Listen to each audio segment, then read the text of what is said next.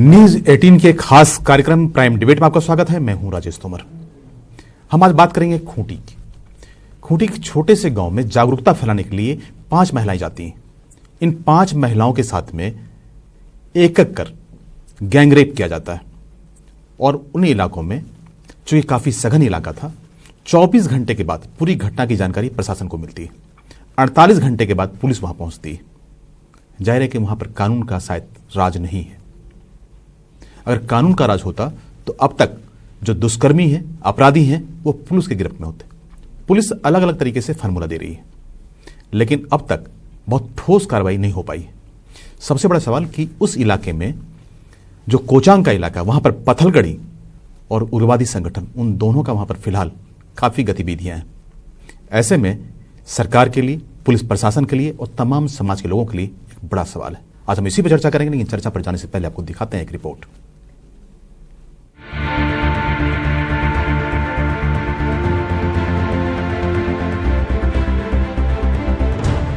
19 जून को खूंटी में 4 महिला और एक युवती के साथ बलात्कार की वारदात से सनसनी फैल गई।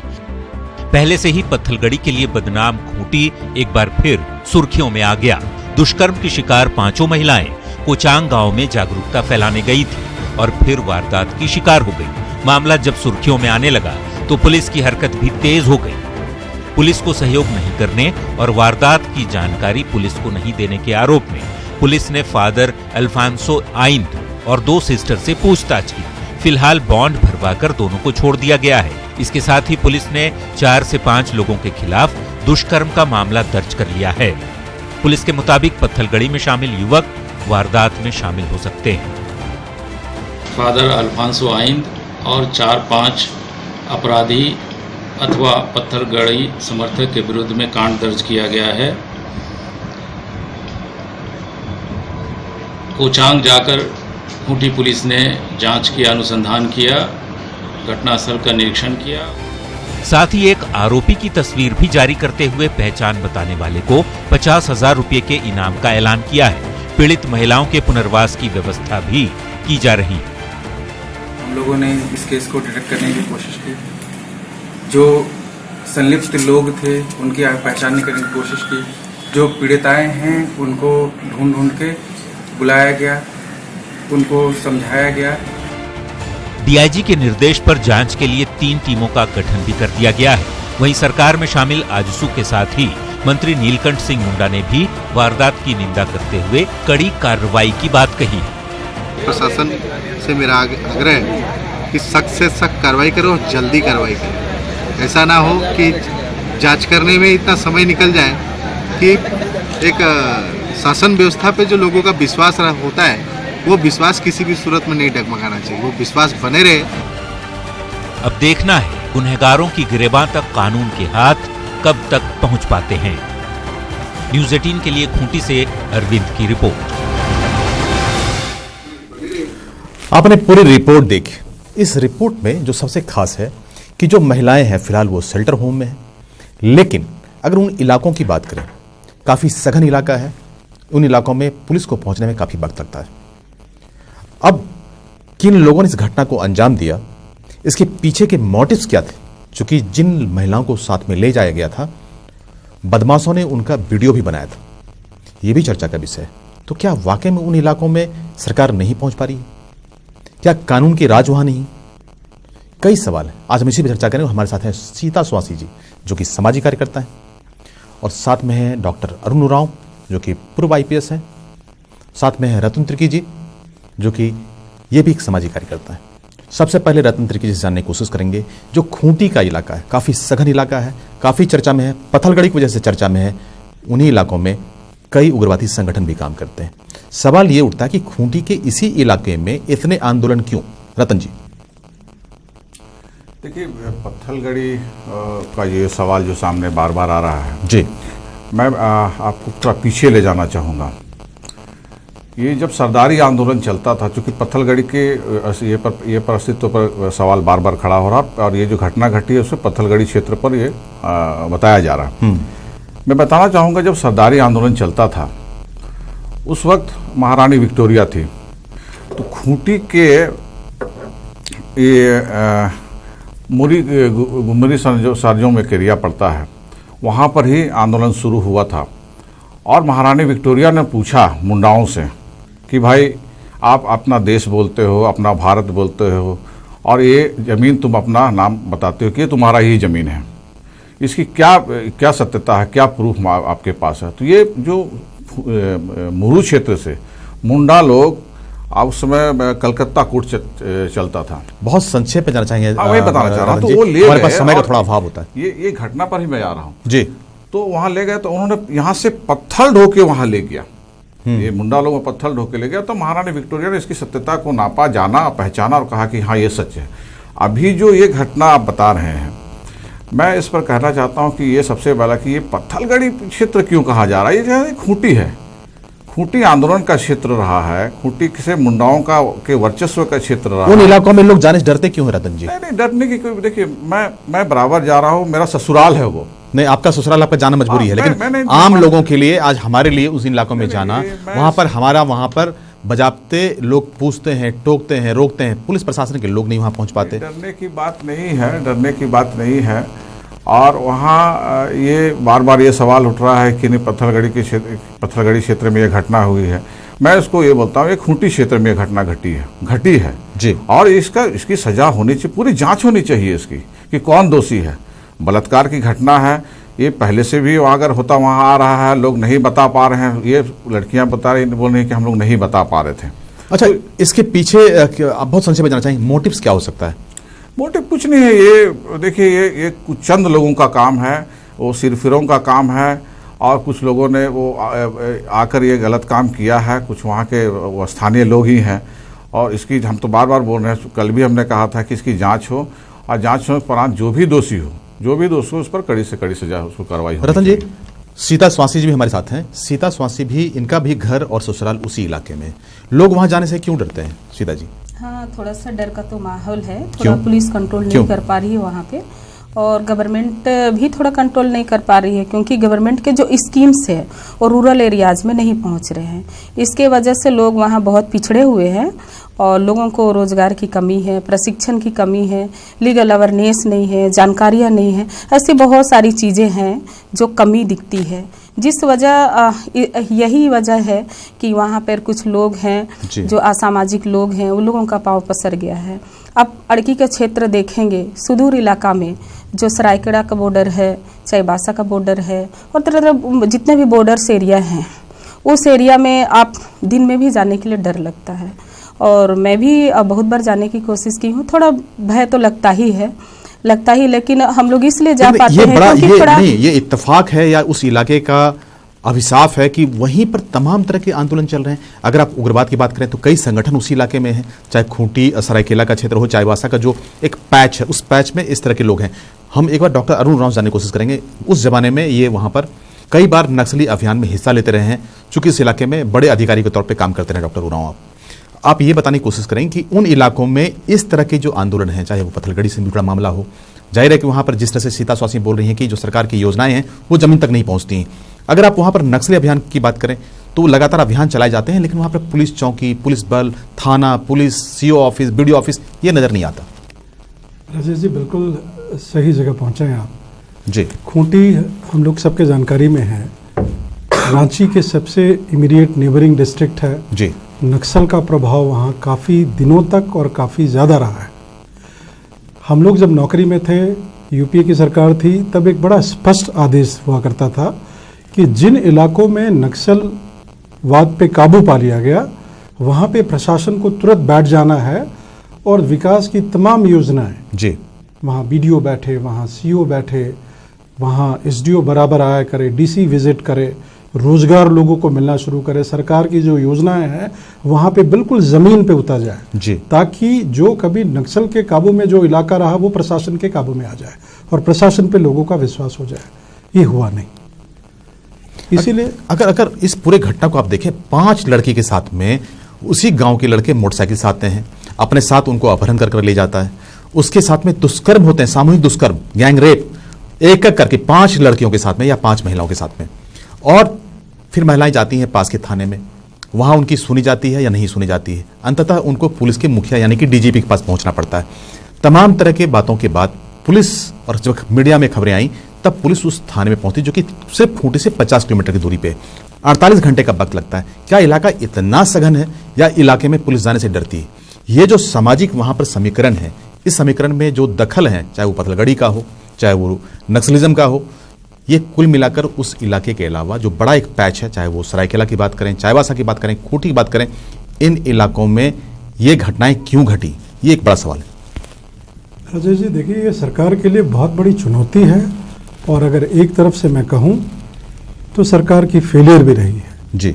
आप नक्सल पे काबू पा गए, नक्सल के बाद वहाँ PLFI आई, PLFI पे काबू कर रहे हैं, तो वहाँ के जो युवा हैं वो बेकाबू हो गए। इसका मतलब कानून का भय कहीं नहीं है। जो बेरोजगार, ठीक है रोजगार नहीं है, बेरोजगार युवक हैं, उनको इस बात का थोड़ा सा भी डर नहीं कि अगर हथियार उनके पास आ जाए तो वो सब कुछ कर सकते हैं। और ये जो आप कह रहे हैं कि स्कूल से बच्चियों को, लड़कियों को उठा के सबके सामने लेके जाके गैंग रेप करना, ये तो साहब कानून को बिल्कुल एक तरह से धता दिखा रहा है कि कोई डर नहीं कानून का, व्यवस्था का कोई डर नहीं, यहाँ कोई सिस्टम नहीं, यहाँ हम जो चाहेंगे वो कर लेंगे। कल 300 के संख्या में पुलिस बल वहां पहुंची थी अभियान के तौर पे। आमतौर पे पुलिस वहां नहीं दिखती, तो लोग जो वहां पर हैं, जो ग्रामीण सीधे साधे भोले भाले लोग हैं, वो उसका अगर नहीं भी हिस्सा है तो वो जब डर से, भय से वो उसका हिस्सा बन जाता है। अब इन इलाकों में जिस तरह से लगातार चर्चाएं हो रही हैं और जो घटना घटी है, हम रतन तिर्की से और जानना चाहेंगे कि रतन जी, पूरे घटना के पीछे अगर आप देखें तो सरकार के लिए भी चुनौती है, आपके लिए भी चुनौती है, हमारे लिए भी चुनौती है। उन इलाकों में शायद कानून का खौफ नहीं है, सरकार का कोई इकबाल नहीं है, लोगों को कहीं ना कहीं जो उस तरह के वहाँ पर खासतौर पर जो इलाका है, उन इलाकों में जिस तरह से कुछ लोगों का वर्चस्व देखा जा रहा है, उसके लिए किसको ज़्यादा जिम्मेदार मानते हैं? पिछले दिनों में महामहिम राज्यपाल महोदय से हमारी काफ़ी लंबी 1 घंटे बात हुई जी। हमने सीधा कहा कि इन खूंटी क्षेत्र जो है ये मुंडा बहुल क्षेत्र है और यहाँ संवाद की कमी हो रही है जी। प्रशासन के साथ सीधा संवाद नहीं है। मैं आपको फिर पीछे ले जाना चाहूँगा कि जब बिहार में हम लोग रहते थे तो इन क्षेत्रों में, इन अनुसूचित क्षेत्रों में ऐसे पदाधिकारियों की, ऐसे पुलिस पदाधिकारियों की, ऐसे डिप्टी कमिश्नर की, ऐसे SDO की, ऐसे शिक्षकों की, ऐसे थाना प्रभारियों की नियुक्ति होती थी जो वहाँ एक संपर्क भाषा को जानता, बुझता, समझता हो। ये नहीं है, ये आज के दिन में नहीं है। और यही सबसे बड़ा कारण है कि हम सीधे संवाद पर नहीं जा रहे हैं, हम उसको समझ नहीं पा रहे हैं, उनकी बातों को समझ नहीं पा रहे हैं, वो क्या चाहता है। क्योंकि एक रूढ़ी व्यवस्था भी हमारे गांव में चलती है, उस रूढ़ी व्यवस्था को सीधा इनकार कर देना।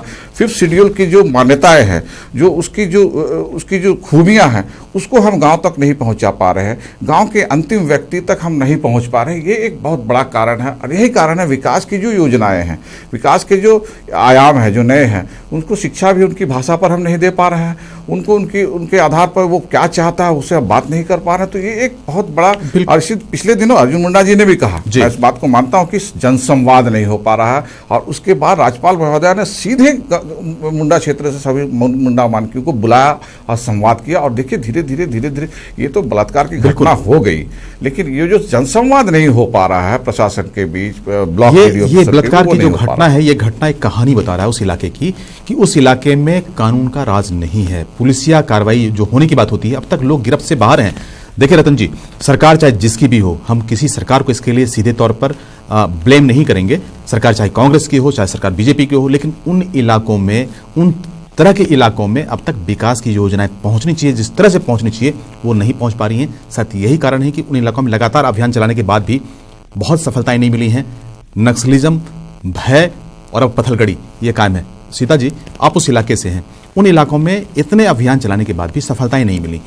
अगर वाकई में उस इलाके में अमन चैन अगर स्थापित करना हो, सरकार को अगर वाकई में लगता है कि यहाँ पे लॉ एंड ऑर्डर स्टेब्लिश करना हो, सरकार की तमाम क्रियाएं, जो खास कार्यक्रम है वो चलाए जाएं, इसके लिए क्या लगता है, कैसा क्या कार्रवाई होनी चाहिए? मैं रतन जी की बातों से सहमत हूँ कि हमारी सरकार जो है, जो भी योजनाएं चलाती है, उसके लिए बाहर से लोगों को बुलाती है। जिनको उनका अपना भाषा का ज्ञान नहीं है, उनको, वो लोगों को उस क्षेत्र से कोई जुड़ाव नहीं है, लगाव नहीं है, उनका दिल से पकड़ नहीं है, ऐसे लोगों को उन क्षेत्रों में भेजना, तो वो लोग ना डर के मारे बाहर ही लौट जाते हैं, वापस लौट जाते हैं, काम भी वहाँ पूरा नहीं हो पाता है। उसी इलाके के लोग, लड़कियां गई, उनके साथ में इस तरह से कांड हो गया। हाँ, तो ये देखिए, जागरूकता तो उनके अंदर है नहीं, लीगल खौफ है नहीं, क्योंकि लीगल का भी तो जानकारी उन लोगों को होना चाहिए। कानून का भय नहीं है। हाँ, कानून का कोई खौफ नहीं है।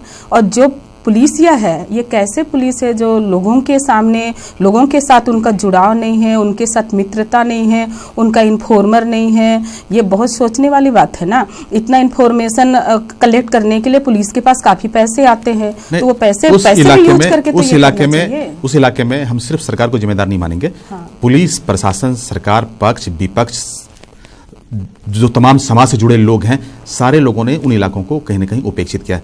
डॉक्टर अरुण उरांव साहब, हम ये जानने की कोशिश करेंगे कि उन इलाकों में जहां पर कि अति पिछड़ा इलाका है, अब ऐसे इस तरह के जो आपराधिक प्रवृत्ति के लोग हैं या ऐसे लोग जो इलाकों में वाकई में अशांति फैलाना चाहता थे, क्या उस इलाके में सबकी जिम्मेदारी नहीं बनती? नहीं लगता कि एक अच्छा फार्मूला होना चाहिए ताकि जो अति पिछड़ा इलाका है उन इलाकों में जो सरकारी तंत्र हैं वो सामान्य ढंग से काम करें, लोग सरकार के साथ जुड़े, लोगों के पास योजनाएं पहुंचे। इस दिशा में अब तक कोई बहुत ठोस कार्य नहीं हुआ। बिल्कुल सही बात राजेश जी, मैं बिल्कुल एग्री करता हूँ। सिर्फ ये प्रशासनिक फेलियर का मामला नहीं है जी, वहाँ जो राजनीतिज्ञ हैं जी, मिडिल लेवल के जो पॉलिटिशियंस हैं, उनका क्या रोल है, जो सोशल एक्टिविस्ट हैं उनका क्या रोल है, समाज के जो बुजुर्ग हैं, समाज के जो अगुआ हैं, उनका क्या रोल रहा है? क्या उनका ये फेलियर नहीं रहा है? ये लड़कियां, ये जो महिलाएं आई थी, ये कोई बाहर से आई थी? अनजानी महिला थी, वहीं की रहने वाली, उन्हीं की भाषा बोलने वाली, उन्हीं की तरह दिखने वाली, और जो मेरे ख्याल से अक्यूज्ड हैं वो भी वहीं के लोग हैं। ये बहुत बड़ी चुनौती समाज के लिए मैं देख रहा हूँ आने वाले दिनों के लिए। और इसको ये सिर्फ राजनीतिक मामला मान के, प्रशासन पे सिर्फ उंगली उठा के हम अगर इस बात को किनारे कर दें तो ये राज्य फिर किसी गर्त की तरफ जाएगा। बिल्कुल। ये रतन जी, इसमें एक और पहलू है। जो जागरूकता फैलाने के लिए महिलाएं गई थी, जो लोगों के बीच में चेतना जगाना चाहती थी, उनके 3 विषय थे: शिक्षा, पलायन और मानव तस्करी। उन इलाकों में मानव तस्करी बड़ी जोरों पे होता है। तो ऐसे में एक और ये भी कहीं ना कहीं पूरे चीज़ों को लेकर एक एंगल देता है कि ना सिर्फ उग्रवाद, ना सिर्फ पत्थलगड़ी, जो ह्यूमन ट्रैफिकिंग से जुड़े लोग हैं उनकी भूमिका कम नहीं हो सकती। लेकिन कुल मिलाकर ये जो तमाम वहाँ पर माहौल हैं, उस माहौल में पुलिस प्रशासन का नहीं पहुँचना, सामाजिक कार्यकर्ताओं का नहीं पहुँचना, राजनीतिज्ञों का वहाँ नहीं पहुँचना, ये भी कई सवाल खड़ा करता है। चुप्पी ऐसे मामलों में संदेह पैदा करती है। मैं इस बात से सहमत हूँ कि वहाँ जो रोल होना चाहिए था, जो मॉडल हम लोगों को जाना था, मॉडल पेश करना था कि क्या है, क्यों हम सीधे नहीं जा पा रहे हैं, क्यों हमारे राजनीतिज्ञ, जो सजग राजनीतिज्ञ हैं, जो सोशल एक्टिविस्ट हैं, जो एनजीओज के लोग हैं जी, सरकार हम करोड़ों रुपया एनजीओ को देती है, ट्रैफिकिंग में जो काम करने वाले लोग हैं उनको देती है, आखिर इतना पैसा हमारा वहाँ जाके भी अगर वो सार्थक रूप से सब नहीं, उसका कोई रिजल्ट नहीं आ रहा है जी, तो ये दुर्भाग्य है। मैं इस बात से सहमत हूँ कि हम सरकार पर सब चीज़ थोप देते हैं, हम इस बात से भी सहमत है कि प्रशासन, लेकिन जो जिम्मेवारी सरकार और प्रशासन की है उनको भी ये देखना चाहिए। और साथ में जो हमारे जो सामाजिक संगठन की, ये बहुत बड़ा रोल है सामाजिक लोगों का, समाज के लोगों का। हमारा वहाँ मानकी रूढ़ी व्यवस्था है, जो हमारा मानकी मुंडा है, हमारा जो पढ़ाव व्यवस्था है, इन लोगों को भी खुलकर सामने आना होगा और ऐसी बातों का खुलकर विरोध करना होगा, सजगता लानी होगी, जागरूकता लानी होगी। और विशेषकर महिला संगठनों को, क्योंकि देखिए ये कोई रेप का मामला नहीं है, कई ऐसी घटनाएं हैं जो लगातार है, जो सामने आती भी नहीं है, वो लोग बोल नहीं पाते हैं। नहीं, वहां पर कानून का कोई भय नहीं है। वहां पर जो लड़के हैं, यंग लड़के हैं या इस तरह के जो लड़के हैं जो कि असामाजिक कार्यों में ज्यादा लिप्त है, उनको कहीं ना कहीं किसी चीज का भय नहीं है। भय, देखिए भय है, लेकिन चूंकि हम लोग पहुंच नहीं पा रहे हैं। हम लोग जो अपने आप को दावेदारी करते हैं कि हम बहुत अच्छे पॉलिटिशियन हैं, हम बहुत अच्छे सामाजिक कार्यकर्ता हैं, हम फलाना संगठन में काम करते हो, तो कुछ जिम्मेवारियों को ये आपको स्वीकार करना चाहिए कि हम अपने गांव के अंतिम व्यक्ति तक नहीं पहुंच पा रहे हैं। क्या है वो कारण, क्यों नहीं पहुंच पा रहे हैं, क्या है समझा नहीं पा रहे? बिल्कुल बिल्कुल। डॉक्टर अरुण उरांव साहब, ये बताइए कि इसी इलाके से तकरीबन 300 बच्चियां गायब हैं, जिनके बारे में कोई ना तो पुलिस को जानकारी है, ना किसी संगठन को जानकारी है। लेकिन ये आंकड़ा है, उन इलाकों से लगातार बच्चियों का पलायन जारी है। और ख़ास तौर पर उन घरों में एक संतोष है कि अगर बच्चियां निकल जाती हैं तो वो सुरक्षित हो जाएंगी किसी इलाके में, लेकिन वहाँ भी बच्चियां सुरक्षित नहीं होती। ये भी एक बहुत बड़ी सामाजिक समस्या है उस इलाके के लिए, और कह सकते हैं कि इस राज्य के लिए जो कहीं ना कहीं दाग भी लगाता है। वहाँ के परिवार, वहाँ के बच्चों और खासकर बच्चियों के लिए जी, एक तरफ कुआं, दूसरी तरफ खाई, एक तरफ नक्सल, दूसरी तरफ ऐसे ह्यूमन ट्रैफिकर्स जो उनको सपने दिखाते हैं कि हम आपको नौकरी दिलाएंगे, आपकी दुनिया बदलेंगे, और फिर बाहर जाके क्या हाल होता है सीता जी से बेहतर कोई नहीं बता सकता जी। माँ बाप को ज़रूर थोड़ा सा संतोष होता है कि लड़कियां सामने नहीं हैं तो ठीक होंगी, वो शुतुरमुर्ग की तरह है जो तूफान में अपना सर बालू के नीचे डाल के रखी है। तो करना क्या होगा राजेश जी? प्रशासन की, सरकार की बहुत बड़ी जिम्मेदारी है, ये इनिशिएटिव उनको लेना है। मैं आपको याद कराना चाहूँगा वो पत्थलगड़ी का जिस पे आपने चर्चा रखी थी, कितनी बड़ी बात उसमें हम लोगों ने निकाला था और कहा था कि संवादहीनता है, सरकार को जो इनिशिएटिव लेना चाहिए, वहाँ के जो डीसी हैं, एसपी हैं, वहाँ के जो पीपल्स रिप्रेजेंटेटिव हैं, एमएलए एमपीज़ हैं, उनको बहुत ज़्यादा आगे बढ़ के दूसरे राज्यों या दूसरे ज़िलों से कहीं ज़्यादा आगे बढ़ के खूंटी में काम करके ये व्यवस्था को, राजनीतिक सामाजिक व्यवस्था को स्थापित करने के लिए सबको मिलजुल के अगर आगे आना ही पुलिस और पड़ेगा। प्रशासन के लोग वाकई में इस बातों को लेकर गंभीर होते तो अनुसंधान करने के लिए एक टीम पहुंचती, डॉग स्क्वाड पहुंचता, फॉरेंसिक की टीम पहुंचती, इस तरह से जिस तरह से 300 बलों को लेकर वहां पर प्रशासन पहुंचती है, फिर अलग अलग तरीके से कहानी वहां पर गढ़ती है। अगर ईमानदारी से आज भी इस पूरे घटना को खोजा जाए तो बहुत कुछ इसमें समाधान नजर आएगा पुलिस प्रशासन को। उरांव साहब। नहीं, बिल्कुल सही है। देखिए, कोई भी क्राइम या क्रिमिनल वो तभी क्राइम करता है दोबारा बार बार जब उसको लगता है कि सिस्टम से उसको कोई डर नहीं है, ना उसकी गिरफ्तारी होगी, ना उसको कोई सज़ा मिलेगी। और ये खौफ और डर खासकर यंगस्टर में, खूंटी में रोज़ दिख रहा है। उनको किसी का डर नहीं है, वो चाहे जो मर्जी कर ले। तो प्रशासन को जो अपना जुडिशियल सिस्टम है उसको यहाँ आगे आके ये शो करना पड़ेगा, डिस्ट्रिक्ट एडमिनिस्ट्रेशन को शो करना पड़ेगा कि यहाँ कानून का राज रहेगा, अराजकता नहीं रहेगी। अराजकता नहीं रहेगा। एक डिटर्मिनेशन, एक कठोर निर्णय और कहीं ना कहीं आपकी जो भूमिका है, सबकी भूमिका यहाँ पर कहीं ना कहीं बनती है। सीता जी, उस इलाके में आप रहते हैं, बहुत नज़दीकी तौर पे काम करते हैं, ज़मीन पर काम करते हैं, उन इलाकों में वाकई में कैसे लॉ एंड ऑर्डर और ज़मीन पर सरकार की योजनाएं, कल्याणकारी योजनाएं नज़र आएंगी? देखिए, वहाँ पे कल्याणकारी योजनाओं को पहुँचाने वालों के अंदर ही इतना खौफ है तो वो लोग कैसे पहुँचाएंगे वैसी योजनाओं को। और पुलिस को आप यकीन नहीं करेंगे, आप 10 बजे रात या 11 बजे रात को कॉल कर ले, क्या मजाल है पुलिस पहुँच जाएगी आपके गाँव में? कभी नहीं पहुँच सकती। ये मैं खुद से झेल चुकी हूँ, वहाँ पे कई बार झेली हूँ, एक बार नहीं।